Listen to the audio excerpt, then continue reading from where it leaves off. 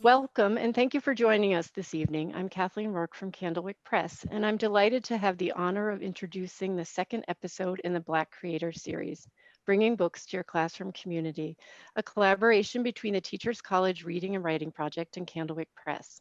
Each month, we will be featuring a Black author or illustrator in conversation with Sonja Cherry-Paul, Director of Diversity and Equity at Teachers College Reading and Writing Project. Tonight, we welcome Ekua Holmes, artist and illustrator of a growing list of books for young readers, including Voice of Freedom, Fannie Lou Hamer, Spirit of the Civil Rights Movement by Carole Boston Weatherford, for which she earned both a Coretta Scott King John Steptoe Award for New Talent and a Caldecott Honor. Sonja and Ekua will be able to reply to comments during the presentation, so we invite you to use the comments section to ask questions. Thank you for joining us and enjoy the conversation. Hi, Ekua. How are you? Good afternoon.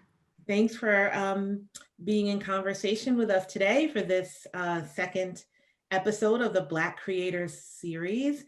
And I want to start us off by thinking about art. And I want to invite you to think about you as a young person. Do you recall a particular moment as a young person around the ages maybe of the children who read your books today when you felt particularly drawn to art, or did you always love to create? I would say that, first of all, thank you for inviting me. I want to say that I was always loving creating, collecting. I loved nature. But there was a moment at my 6th birthday party that I recall someone asking me what I was going to be when I grew up. And I said, I'm going to be an artist. And it just flew out of my mouth without too much thought. And at that time, for me, being an artist was coloring, paper dolls, things like that. And I just was in such heaven when I did those things. They talk about how time is suspended when you're doing something that really brings you joy. And that was the space that I knew I could always get into when I was drawing.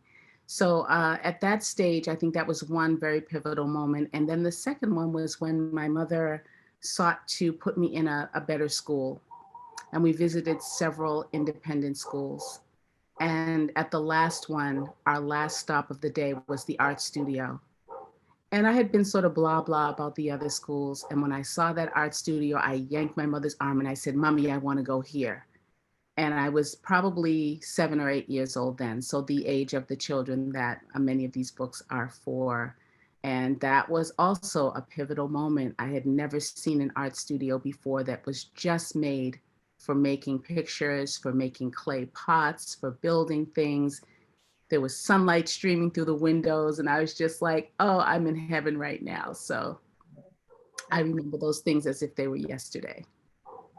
That just sounds so so lovely. And you know, thinking about those pivotal moments, and particularly the one in school, makes me think about the ways that art education always seems to come under attack. There are these cycles where it comes under attack in our schools, and preserving it has been challenging, particularly in public schools, due to, you know, lack of what policymakers claim is evidence that it proves its educational value. And yet many people like you, Ekua, you know, can recognize the power of the arts, and that it is part of what we might construct as having a well-rounded education. It includes kids having access to the arts. So considering this tension, I'm wondering what should educators know about encouraging and nurturing students as artists and centering art in curriculum and teaching? Wow, that's a really, really great question. Sonja, I come from an era where we had art, we had recess, we had band and chorus. And so whatever your form of expression was, there seemed to be a place for you you could find your way. And it just hurts my heart to think that there may be a young artist who's being restricted and not allowed to express themselves in the way that comes natural to them. As an adult, I could say that I can look at some folks that I know who were hampered in their artistic reality by doing safe things and things that were mature and things that were attached to salaries and all of those kinds of things. And it really hurt them spiritually. Yeah. So to me, spirituality is at the foundation of all of the great choices we make in life. And to deprive any child of the right to be who they are and to nurture who they are just doesn't make sense for me as a society. We want the best human beings that we can have, and that requires nurturing all the different aspects of what they can be. So I would vote heartily for keeping not only art, but music, dance. Some people are movers, some people are about the voice, some people are imaginers, and of course they're the scientists and the people who can do the debate team and all of that. Why can't we nurture all of that? Why Yeah. not? Why not? Indeed. Why not? And in addition to preserving art in education, and as you said, the arts, and how important that is for us to nurture our students, I want to also chat with you about the importance of educators being inclusive when teaching about specifically artists. I can't remember, Ekua, learning about any Black artists in school. And in the district that I taught in for many years, for example, there was an art unit in the elementary school where kids learned about 6 artists, and they were Monet, Van Gogh, Matisse, Picasso, etc. They were, I believe, all white male artists. It's possible they threw, O'Keeffe in there. Maybe. Maybe, right? So now looking at that, looking back at that, you can just see how systemic racism was operating even in art curriculum, rendering the brilliance of Black and brown artists invisible. And as a result, kids, just weren't learning or knowing about a Faith Ringgold or Frida Kahlo or Diego Rivera or Augusta Savage and Jacob Lawrence and so many others. And I'm wondering, what was your experience? When and how did you learn about artists of color? Were you influenced by these artists? And how does your identity influence your art today? I love the picture that you painted, because many artists like myself have had one person or one experience that opened the door for us. And my friend Claire Shaw, her mom had 2 lithographs in her house.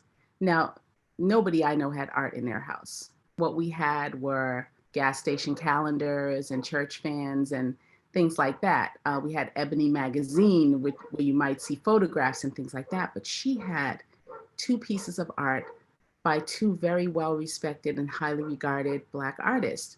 I didn't know who they were, but the artwork featured children playing on the streets like we did. And I just remember, I say, when I went to visit my friend, I also visited those 2 pieces of artwork. And I thought, I want to make artwork like that. That looks like me and my friends. I mean, these kids were doing things like making paper boats and letting them float down the gutter in the rainwater. And that turned on a light for me. There are other artists that I know. I think Benny Andrews did a wonderful book about a woman who was very cultured, who kind of took him under her wing and exposed him to Black artists. So sometimes there's one person or one situation that opens up a door for you. And at this point in my life, I want to be that door for the next generation. So when I go to schools and a child comes up to me and says, I met a real illustrator. I mean, they're so excited to meet a real illustrator who maybe lives in their neighborhood or kind of looks like their big sister or has told a story that they can really relate to. I want to be a part of that door for the next generation. And I think that's not just an obligation, but a joy to do that. And certainly, I hope you are that door. I hope teachers are really listening and thinking about the importance of all students knowing your name. And we talk about the powerful metaphor, books serving as mirrors and windows for kids, and the importance of brown and black children having mirrors in terms of the books that they read. Also important that they have a mirror in terms of the artists that they learn about and they study. Um, and speaking of your brilliant work, I want to share some of it while we're having a conversation. So I'm going to share my screen in a moment. But I'm wondering, I'm going to start with Voice of Freedom, Fannie Lou Hamer, your Caldecott winning book. And I'm wondering, while I'm just showing off a little bit of your work, could you tell us a little bit about your process? I would imagine that part of your process is some research, right? To develop some of the artwork that you include in books like this one, which are so amazing for biography units that help kids learn about historical figures. So could you talk us through a little bit about your process, and I'm going to share some of the images from Voice of Freedom. Thank you so much for the question. Research is crucial in my mind. You receive a manuscript that someone like Carole Boston Weatherford has done deep research to put together. But now you as the illustrator, you can't rely just upon how she's distilled that into a manuscript. You've got to go digging yourself, because what your illustrations are doing is complementing the text. It's saying things in imagery that the text does not say. It may infer, it may suggest, but you as an illustrator get to put it there in bright living color. I learned a lot about Fannie Lou Hamer. I listened to her speeches, I read her biographies, and I learned a lot. I think my number one question when I started this story was, how does the final daughter of a sharecropping family of 20 children who only went to the 6th grade, who went to bed hungry at night, who worked in the brutal sun picking cotton from the age of 6, how does she end up being a leader in a movement that changed America? How is that possible? And as I read about her relationships with her family, particularly with her mom, when I read about how even as a child, she could see that the world wasn't fair, she could see that her family worked hard and the white family next door worked hard, but they had a cow and they had milk and they had food, and she and her brothers and sisters didn't. And she began to ask those questions at a very young age. Another thing that I learned about her courage and her no nonsense sort of self-determined attitude is her mom had that. Her mother decided early on that she wasn't going to let anyone beat her children. And you can imagine that when you're resisting that in the South, you're risking your life. But she wanted better for her children, and so she protected them in that way. And that infused me with so much inspiration and motivation to really tell her story. So you've got to do your own research. You've got to immerse yourself in the story, in the manuscript, and in the life. And I'm wondering if you could also share, in addition to the research, what kind of mediums does it, so when you do that research, does it influence what materials you use in order to bring this to life? I think so. I mean, in general, I'm a collage artist, a mixed media artist, so I'm already using bits and pieces and scraps and cuttings of things that maybe have had another life before they came to my desk. It may be a ticket to, Mississippi that I saved from a trip, or a piece of fabric that came off of a homespun dress that my grandmother made. I mean, there's room for everything in collage, and you try to pick things that represent the era, things that represent sort of the grittiness. If you're if you're talking about a cotton field, you want to have that grittiness, you want to have that green, you want to have that root system. So you want your materials to speak just as loudly as everything else in the book does. And I'm a huge collector of everything. People say to me, "You must have quite a collection of papers." I say, "Yes, I do. I have drawers and drawers, and they're somewhat organized, but Wow. yeah, that's the way I like to work." I love that. It reminds me of my great aunt. My family is from a small town in Georgia called Cuthbert, and my great aunt had a room in this small house that my grandfather built, and it was called the Everything Room. I have an everything drawer in the kitchen, Mm. like most people do, but This was an everything room, and she was a quilter, so there were just fabrics and threads and several machines. And as a kid, you can imagine it was just like a fun place to go because she was a collector. And you just never knew at the time how that was going to manifest itself in life once she got her hands on it. But it was exciting to see all those possibilities, if you will. yeah, a lot of our folks came from an era where you didn't throw anything away. No, You know, even a scrap, you never know what you might need that for. So we yes, come out of a tradition. yes, for sure. And I want to talk to a little bit more about craft and our identity and how that shows up in our work. You have, and I'm going to share my screen again, just this gorgeous, gorgeous book, Out of Wonder, poems that celebrate poets. And I thought this would be a great book for us to just sort of look at and talk about. In this book, or before we even talk about in this book, in teaching, right? So I want educators to listen, particularly to how this book works. In teaching, we often invite students to notice the craft and the structure of a mentor text in writing workshop. We ask kids to try it out, to borrow it, and to just sort of make it their own. And in Out of Wonder, Kwame is doing just that. He's inviting poets to do this with other poets' work, to try on another poet's style. And then young poets can do the same thing. So for educators, this is going to be a great book, essential for your classrooms, perfect for your poetry units to support young writers as they craft their own poems. And I'm wondering, Ekua, if you also see this book as an invitation for young artists to try out, to borrow your craft and make it their own.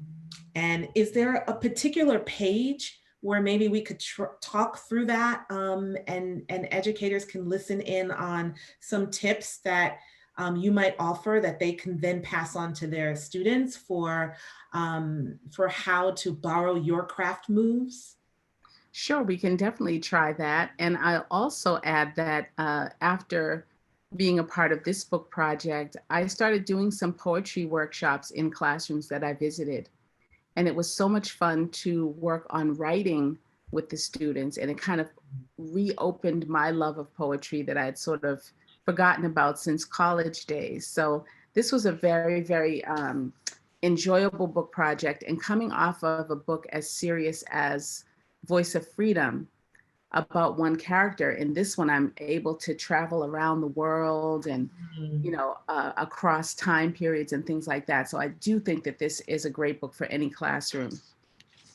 So I'm choosing this book, this page, because I think every child comes from a neighborhood of one kind or another. Now, I'm from the city of Boston, and I live in a neighborhood called Roxbury.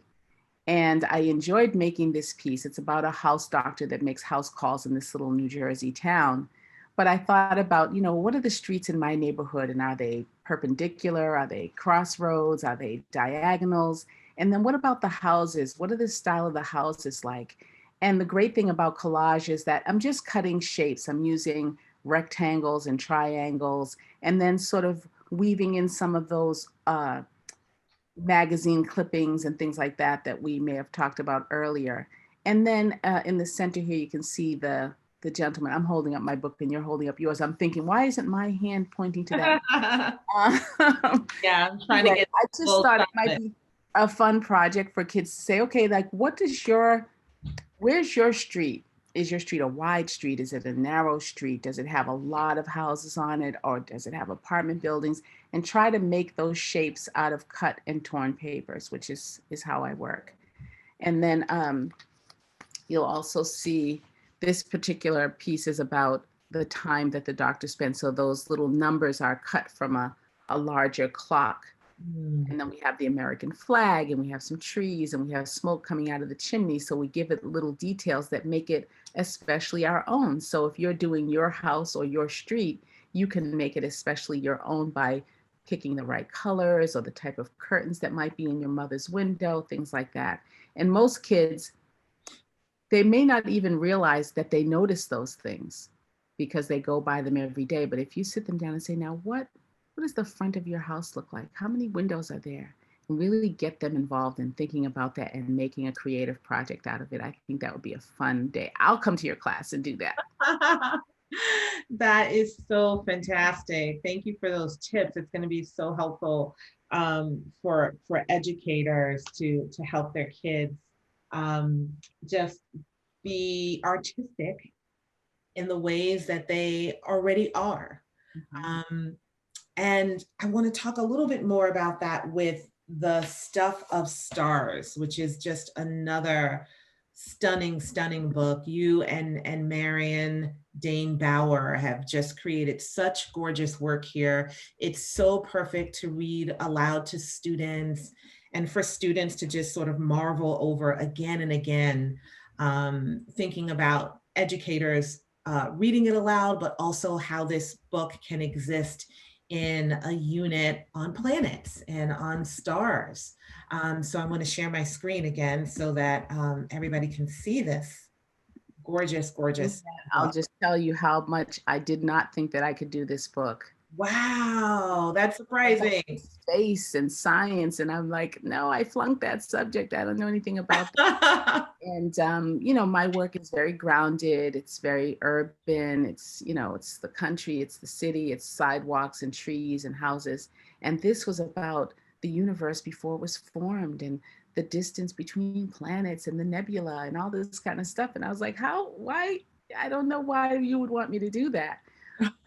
And so I struggled with it, which I think is another thing that we need to be honest with young people about is that, some of the finished products that they see have not just appeared with no effort, that sometimes there's real struggle involved in an artist trying to say what they're trying to say. And this was one of those projects for me.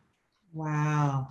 It's so interesting to hear you talk about this struggle because I was going to say, I imagine that so many kids, the art is so ethereal here. It's just bold, vibrant colors. There's such movement. And I would imagine so many kids being inspired to paint after seeing the art in this book. Yeah. And thinking about what you just said about thinking that you couldn't do this, as a former classroom teacher, I always tried to provide kids with opportunities to paint and to draw. And I know so many teachers do as well. Yet I've taught many children who sometimes become anxious, like maybe you were when you were asked to do this, when given the invitation to draw or to paint or to create. And I'm wondering, what advice can you give to educators for kids who say things like, I can't draw, or I'm not artistic? Yeah. What can we do to mitigate those feelings of anxiety about their work not being enough? Well, there are some wonderful exercises that our teachers do, but I guess the main thing I'm thinking about is starting with the basics. So I once did a class with a group where I just asked them to paint circles. Mm. We were working with watercolor, and I just asked them to fill up a page with circles. And so they spent some time doing that, and then we laid everybody's work out on the table, and we marveled at how different everyone's circles were, and how each of us has an artistic voice, even with something as simple as a circle. Wow. It's within the, it's within reach. It's not like asking somebody to do a portrait of Michelle Obama. It's like, make a circle. Everybody knows what that is. A circle is a hula hoop. A circle is, the inside of a flower. A circle is the moon and all those kinds of things. And once they've mastered that circle and seen that there's no right circle, there's no wrong circle, then the next assignment, you build on that and build confidence as you go. That's Mm, one of the things that I've tried with not just young people, but with adults who are like, oh, I'm not creative, I can't draw. And I'm like, okay, first of all, we don't draw straight lines. So don't say you can't draw a straight line because we're not interested in those. But let's try an exercise. You know how when you go to the gym, you do your workout first. You don't try to run the 5K without stretching and all that. Well, the same thing is true in artwork. I do exercises. I cut up shapes that I'm not even going to use just to see what my scissors can do. So there's that sort of warm up that we can do with people to build their confidence. that's beautiful. So, Ekua, what's next for you? What can young readers look forward to getting their hands on? Is there anything you can share about what's coming up? Yeah, I'm very excited about a couple of things. Well, I'll be working on, I'm finishing up a book right now about Khalil Gibran, who is a Lebanese poet. And a lot of people know who he is because he wrote a book called The Prophet. Many Hmm. people quote at weddings and, all kinds of events because it's such a spiritually grounded book. I'll be working again with Carole Boston Weatherford on a piece about crowns and her interpretation and my interpretation of what that means. And I'm really excited about the Gibran book for because I love the poetry of Khalil Gibran, but he was also an artist. So he worked in two art forms, art and poetry, and he lived in Boston. So just harkening back to your question about research, I was able to go to the Boston Athenaeum, which is a private library, and see a collection of his writings and drawings and really look at the background of his story. How when he was a little boy, people saw he was gifted and they started trying to make things happen for him, writing letters to each other because that's what you did. There was no, Snapchat and all that. You had to write a letter, then you had to put a stamp on it, and then it had to be, and all of that. And I just find the research part of this endeavor so exciting. And I've learned so much. It's educating me, it's growing me as a human being, it's giving me more compassion. And again, it's helping me dedicate myself to being a door for people that come to me, making a way to help them with whatever they're trying to do creatively, whether it's writing or drawing or running for office. It's just making me a better human being. Yeah. I love that imagery of you being a door, an open door. You certainly are all of those things. And, Ekwa, I think there can be this very narrow interpretation about the work of illustrators of picture books, that the work of illustrators is to, somehow simply capture the words of the story with images. But after admiring your work, it's clear that you are telling a story with your art, one that certainly complements the words, but also reveals so much more. And I want to wrap up our time together by asking you this question, which is, what does it mean to you to be a Black creator? As a Black creator, we are imagining our pasts. So, for instance, in the Fannie Lou Hamer book, I had to imagine what it was like to be 6 years old and Mm, pick cotton from sunup to sundown. It's also projecting our futures. It's mm, imagining what life can be, yeah, what life maybe should be. It's giving voice to us. I yeah. consider myself a voice for my people. I'm a visionary for my people. I listen to what they're saying. I watch what they're doing, and I try to interpret that into my artwork to reflect back to them, like that mirror that we talk about in children's literature. We are griots. We are muses. We are prophets. We're time travelers, saints, and sometimes ghosts that haunt places in times gone by. So And I chills, Ekua. and my Blackness is at the core of my history. I am standing on the shoulders of my parents, who are standing on the shoulders of their parents, who are standing on the shoulders of their parents who picked cotton, who were bowed down but not broken. And all of that rises up through the dirt that is, part of being a human being through our very being. And now I get to, that saying, I am my ancestors' wildest dream. I feel that so deeply right now with these books that I'm doing. I never imagined this, that there's a 10-year-old girl that's written a book. And these are Black children that don't have to wonder if they can, but just when they can, you know? And Yeah. so I think we have a very important gig. I'm very proud to be one of the people who can call themselves a Black creator.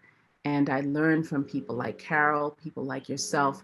We are in a community, and I'm just excited for the future. Wow.